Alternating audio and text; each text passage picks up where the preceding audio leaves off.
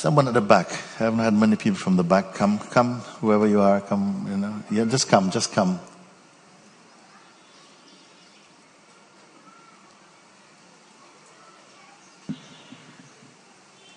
Namaste, Mooji. Okay. So nice to be here in your presence. Yeah. Okay. So all of our efforts are to reach to the top of the mountain of freedom, to discover our true voice, true selves. And there are so many ways to get there. And one successful way for me to get there is ayahuasca. For the ones who don't know, it's the herbal medicinal plant coming from the jungles of the Amazon. So I see myself as an onion, and when I do ayahuasca, all the layers are peeling off, and my true source comes, and I can make a connection with my source and with the universe, and I sense the oneness and everything. Yeah. And I was fortunate to cure a chronic illness in the Peruvian Amazon.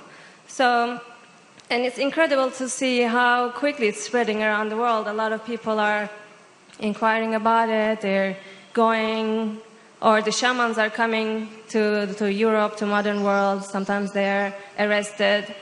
But there's a huge effort going around it, and I would like to get your perspective. Could you slow down a little bit? Slow down a little bit, yes, okay. I would like to get your perspective on it, because I feel like I'm pretty much involved, and I don't give guidance, but when people ask me, I tell them what it is like and to go for it, and yes. Maybe it's not a good karma or bad karma, so I would like to... It is fine, but it wears off, no? Yes.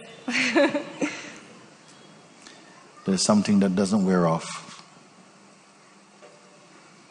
If you use some substance to, go inside, it is fine. It is life. We are doing it. I think everybody is taking some kind of substance to get out of their regular state, actually.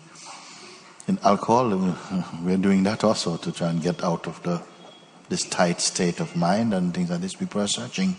Maybe not so consciously, but they're searching. And amongst them, ayahuasca is growing in some way because it is a natural, organic thing. But also its effect wears off. And that doesn't mean it's bad. It means during your trip, you see things and you understand, you come to the much more refined states of consciousness and you experience.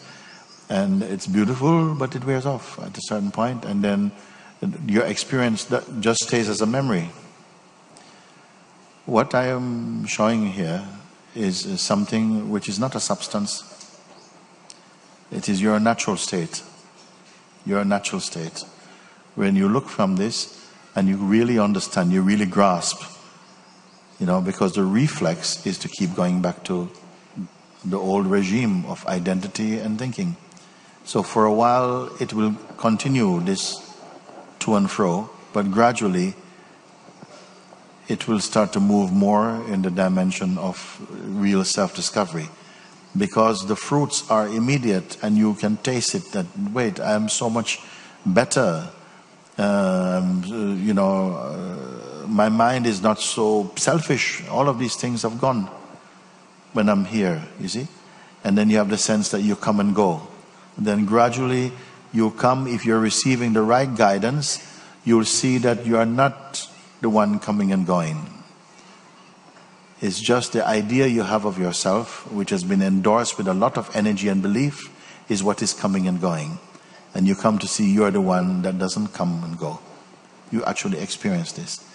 And then you have crossed over. You're cured of the illness of delusion.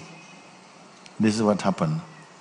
And thereafter, it's not that you are taking anything, some substance or something to get an effect, because the self is not an effect. Everything else is an effect. Even the sense of the person is an effect in consciousness. You see? So this is why I recommend. I don't say, don't do this. No, people are going to try it. I will just tell you that whatever you try outside is not permanent. It might permanently screw up your head, some things, but the effects don't. And I'm not speaking specifically about ayahuasca. I mean, there are other things we are taking in the West. We don't have to go to the Amazon to get screwed up. And the ayahuasca helps to introduce states that are very clean. And for many people, it's not everybody is suited, also. You see, whatever it is that is your tendency, it will heighten. If you are more meditative, it will make you deeply meditative. If you have love in you, it will make you intensify the love. If you are suspicious, it will make you even more suspicious. You see, it just heightens. It's like turning up the dimmer switch of sensitivity or some sort, but for a time. So what is being pointed here is not like that. It is keep looking from your true place. And this is the most natural. And come to see eventually that your mind has always been looking for some effect. It's always looking for something to taste. We love tasting. And as soon as the consciousness manifested in form, it's like it became addicted and attached to experiencing. It totally loves experiencing the good and the bad. It loves the contrast. It loves the uncertainty. It loves the negativity, and it loves the healing and the growing and all of this. We love it. But some beings become even tired of experiencing. They said, my experiencing seemed to be going round and round and round. Even my mother wrote one time and told me, I have really been reflecting, and I see that for much of my life, I have just been collecting trouble. I don't want to die, but I am ready. I'm not hungry for experiencing. Something has become very calm. In her love for Jesus Christ, she seems to be resolved with that or something. So not everyone is on the galloping away for experiencing. And as you come more to inside and be one with what you cannot be two with, actually, when you come to discover more and more, you will see that you're not addicted to anything, not even experiencing. You don't curse it, but you are that which experiences experiencing. It is beautiful, enriching, deepening experiences, you see. And come finally to see that you are immutable, yourself is unchanging, perfect. And that is the journey. The journey of a true human being is all inside.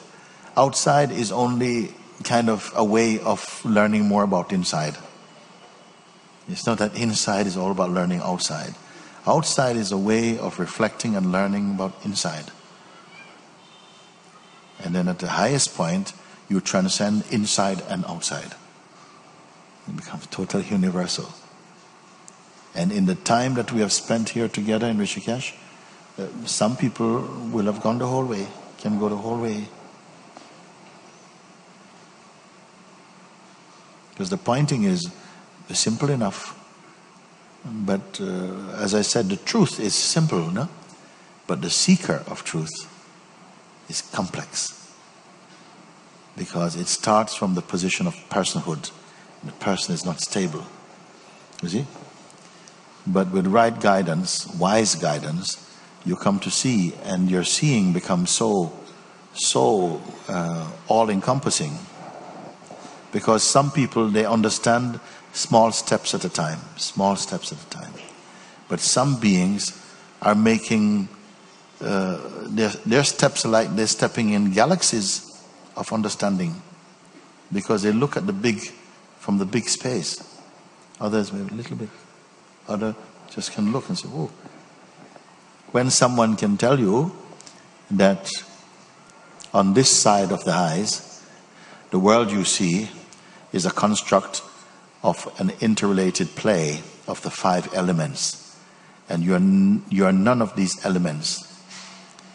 You see, they are connected with you. They arise in you and for you. but they are not definitely you. They don't define what you are. You are perceiving them. And that the world you see is a combination of the elements in form and name. And that if you are not one of them or 5 of them, then all that you see you are not actually. It's only appearances. Some people understand that the entire waking state and the one who is experiencing the waking state with passion, all of this is the play and the content of the play of the waking state. And something observes that. And they can grasp that. Like immediately. What is the outcome of grasping this? Do they throw away life? Not at all. They're in life in a new way. In a beautiful way. They are not a victim now. They understand and they see, because their consciousness is functioning without the disability of personhood. Personhood is only something we are compelled to experience a phase for a time. And then you naturally aspire to grow out of it as soon as you see the limitations of just personhood. Then you're expanding into a space or a dimension I call the state of presence, which is the godly principle inside each sentient form. That is what I'm sharing here. And you follow, immediately you come to that seeing. And I say, there's no need to use imagination, because it's not a fantasy. It is clean, sober experiencing. You see? Thank you. Thank you.